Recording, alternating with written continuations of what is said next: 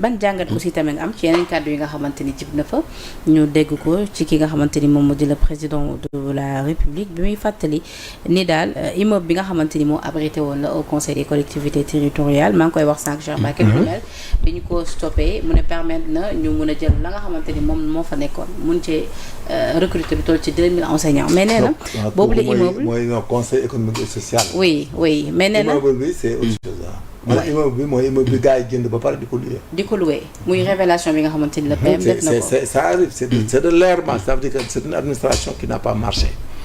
Il y a pas de suivi xam nga da ngay louer benn patrimoine. 3 milliards de loyer. Frauduleuse la location frauduleuse la da ngay jàpp waa ji mu fay ko c'est de l'escroquerie. ki nga xam ne moo doon louer kër ga ñu ngi koy fay moom ngay téye mu fay. Il paye tout depuis la date d'acquisition par l'État. Mais la faute à qui? Non, la faute à l'administration qui est là-bas. Xam nga dafa am deux hypothèses. Quand tu loues une maison au nom de l'État, ce qu'on appelle des maisons conventionnées, c'est le ministre de l'urbanisme par son démembrement qui est l'agence de patrimoine bâti. Du patrimoine bâti moom mooy gérer patrimoine bâti bi. moom mooy gérer patrimoine bâti état bi lañ moom. suñu immobilier yooyu. mais moom mooy luyeel aussi fonctionnaire état yi ak édificier ak institution yi. léegi nag bu luyee benn location d'une manière tacite avec la recondition tacite. le monsieur là il propose à l'état d'acheter c'est le ministre des finances maintenant qui agit. parce que léegi patrimoine bâti moom location bi lay yem. ministre des finances nag bu jëndee kër gi. et du budget. S'il achète la maison, dañ ko war a reverser au patrimoine bâti. Et là-bas, il régularise que cette maison-là faisait l'objet d'une location. Maintenant, dans ce cas, ils doivent couper aussitôt la location bu ñu doon fay waa ji. Donc c'est des errements qui arrivent et puis qu'il faut bien auditer day am. Mais ci lu nu mel dama ci lire tout à l'heure un socialiste du nom de Digbor Faye mu ne la présentation d'un plan de redressement économique social est un moment très décisif pour l'avenir et la trajectoire économique sociale de notre pays. Par ailleurs, parler de location ou d'achat du Haut Conseil pendant ce moment solennel me semble maladroit.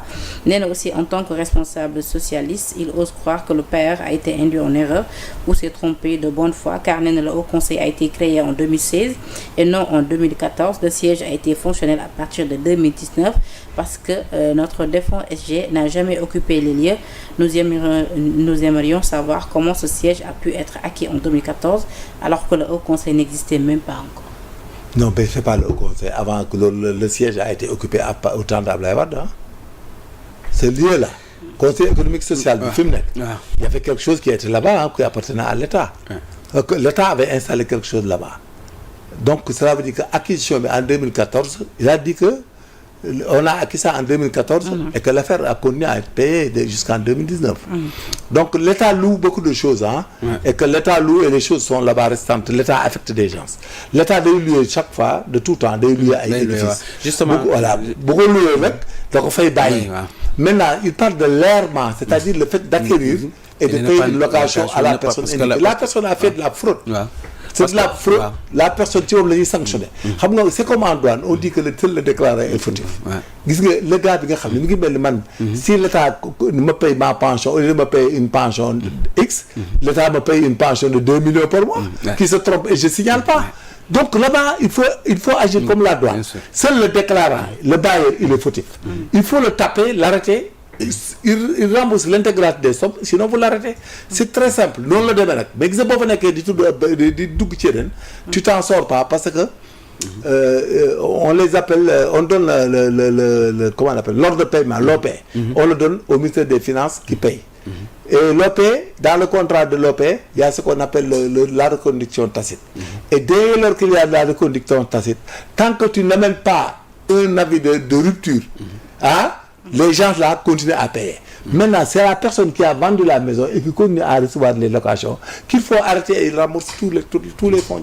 En tout cas, c'est un scandale. Mais ce qui est important, c'est que indépendamment du fait du contenu de cette affaire-là, c'est de revenir sur la rationalisation des dépenses de l'État parce que tey jii nii notre État depuis des années, depuis des décennies lay wax alors que am na ay moyens am na ay bâtiments yoo xam ne on les a pas optimisés on les a pas en fait rationalisés ak yeneen quoi donc on n'a pas encore exploité et puis il y a beaucoup de bâtiments aussi à récupérer parce que nit dañ koy jox kër l'État jox ko kër mu retraité continuer di occuper kër gi wala mu jënd këram bàyyi ay mbokkam. c'est perdu parfois c'est le fichier. waaw président tamit tout à l'heure ci sortie bi ba tey nee na ci jamono bi nga xamante ni teewoon na pale doon amali di passation bi moom ak ki nga xamante ni moo di prédécesseur am di le président Macky Sall mu ne xamaloon na ko ni yëg na en tout cas signature bi nga xamante ni ñeeloon na ay concessions sur les chantiers navals de Dakar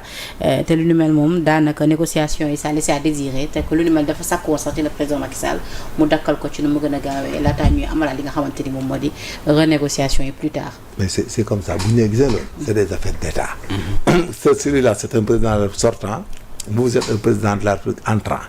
Vous venez, il te passe les consignes, il te dit tous les contrats, l'actif et le passif de l'État du Sénégal.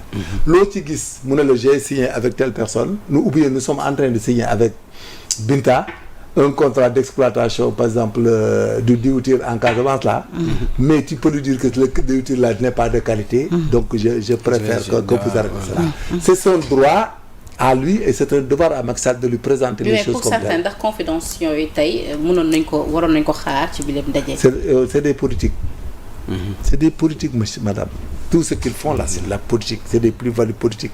C'est pas parce que de vraie gestion état rek tout est confidentiel. Mais quand on parle, on appelle les gens, c'est l'art de convaincre. Il faut le concéder. C'est ce que Macky faisait, ñu koy critiquer moom la ñuy def tey. Moo tax ñun comme on est professionnel et très expert, on n'entre pas dans ça pour varier ëllëg. C'est leur droit. C'est leur droit, tu diras. Mais en matière politique, les gens vont tout dire.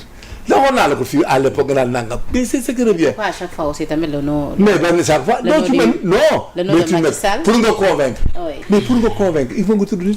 Macky a fait des terres, a fait des avions, a tout fait. Mais fii booy politique la est-ce que da nga ñëw rek quoi si Macky Sall kay li fi defoon mënuñu koo def est-ce que da nga ko wax mais dites-moi la vérité est-ce que tu vas le dire en tant que remplaçant de Macky Sall est-ce que da nga ñëw ne Macky Sall lépp lu mu defoon daa baax c'est excellent.